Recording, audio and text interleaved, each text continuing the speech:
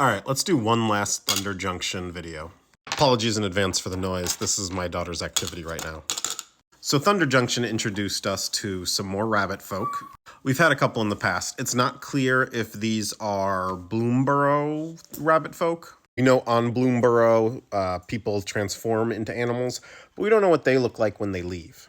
And it's possible there are other planes with rabbit folk. We know Arcavios has like turtle folk and bear folk. That's the Strixhaven plane. So I'm just going to run through some cards that I thought were interesting, either from a Americana sense or from an existing Magic lore sense. So this seems like a Kaldheim dwarf. You can sort of see the Nordic inspiration in his clothes. He could also be a Dominarian dwarf because a lot of them were from the Ice Age and also had the Nordic. I did not notice the bald eagle griffin on my first couple times through this set, but I love it. There's the turtle folk I mentioned, and again, same with the rabbit folk. We don't know. This could be from Arcavios, this could be from Strixhaven, or it could be from Bloomborough or some other unknown plane. I just think he's neat. We got a new Homerid again. This one is a little different from the modern redesign of Dominarian Homerids, where they are like red lobsters, and this guy's more of a blue lobster. The Dominaria ones also can't speak like a common language, and this guy in the flavor text can, so he's probably from somewhere else. Homerids are one of those unique to Magic creatures that I really like. Djinn of Fool's Falls, right away you can tell this is a Tarkiri Djinn, both from the horns and from the whole monk aesthetic going on with him here. Failed Fording is a callback to the Oregon Trail, which if you grew up in the 90s or early 2000s, you probably played at school a lot, named all your settlers after classmates, and then everyone died of dysentery before you ever got to Oregon. I believe this is our first shark folk. This is our first anthropomorphic shark, but I love them. Outlaw Stitcher's really easy to tell where he's from. He is an Innistradi Stitcher. There's a lot of Innistrad influence on this plane, and Phantom Interference seems a lot like a Innistradi Geist, but that's not necessarily what he is. A blue Sphinx with that kind of gold helmet is almost assuredly a Theron or a Sphinx from Theros. Nezumi gives this guy away right away. He is a Kamigawan. Unfortunate Accident is a reference to a very big trope that you don't see very much anymore in children's cartoons or in film or anything. But back in the day, especially during the silent movie era, and it's just carried over since then, is tying people to train tracks to put them in peril. Vadmir, not Vladimir, from the long monster-like fingers, the Slavic-ish name, and him being out at night instead of during the day, he makes me think he might be a Sengir vampire.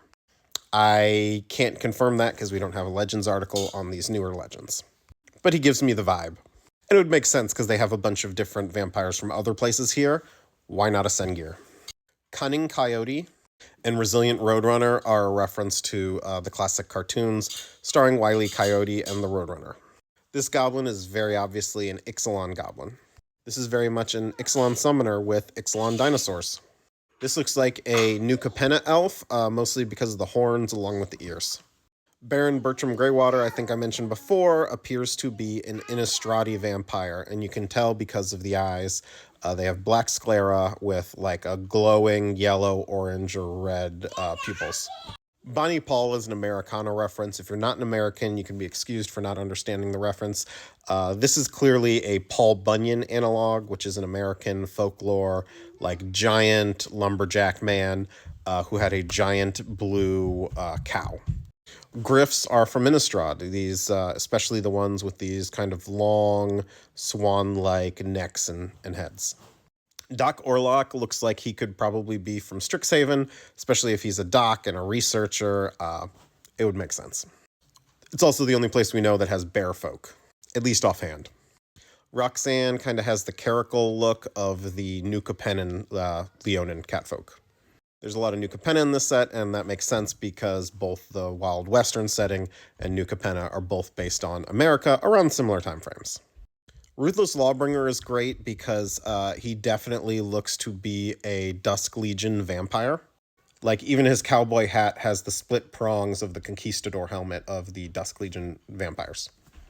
Wrangler of the Damned feels very Innistradi, especially the more recent Cathar, who work with Geists in order to stop evil. The Order of St. Traft, that's the name I'm looking for. Eris, Roar of the Storm, is part of a number of elemental kin we've gotten over the years that aren't necessarily like the flame kin that we see in Lorwyn. We don't really know where they're from, but she's not or he, she, I don't really know, not the first one we've gotten. Vihan Goldwaker is from Kaladesh. Not only is Vihan a South Asian name, but he's got the little twirly mustache that we've come to associate with Kaladeshi dwarves. Angel of Indemnity has 6 wings and a halo covering her eyes. She is from Zendikar. Angelic Sellsword has the stained glass halo and the Art Deco wings that are from New Capenna. And that's about it. Let me know if there's anything else from Thunder Junction you want me to talk about, or what else you want me to talk about in the break between Bloomborough, or the break between Modern Horizons 3, whatever's up next.